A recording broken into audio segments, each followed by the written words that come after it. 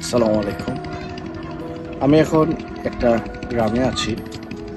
গ্রামের সৌন্দর্য দেখে আসলে আমি মুগ্ধ। তো প্রকৃতি আসলে অনেক কিছুই শেখায় এবং প্রকৃতি থেকে অনেক কিছু শেখার আছে। প্রথমত প্রকৃতি শেখাবে যে কিভাবে আপনি সহজভাবে সুন্দরভাবে বাঁচতে পারেন। আসলে আমাদের সবসময় আমাদের মধ্যে একটা আকাঙ্ক্ষা চাহিদা, প্রকৃতি আপনাকে এটা শেখাবে কিভাবে সহজভাবে বাঁচা যায়, কিভাবে আপনার যা আছে তার মধ্যেই কিভাবে আপনি সন্তুষ্ট থাকতে পারেন। এখানে অনেক জেলে আছেন, তারা এই যে সৃজনে মাছ ধরেন,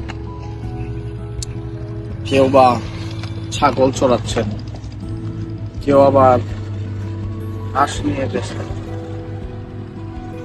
সবাই যার যার কাজে ব্যস্ত এবং এতটুকুর মধ্যেই তারা সীমাবদ্ধ। সেগুলো থেকে আসলে অনেক কিছু শেখার আছে।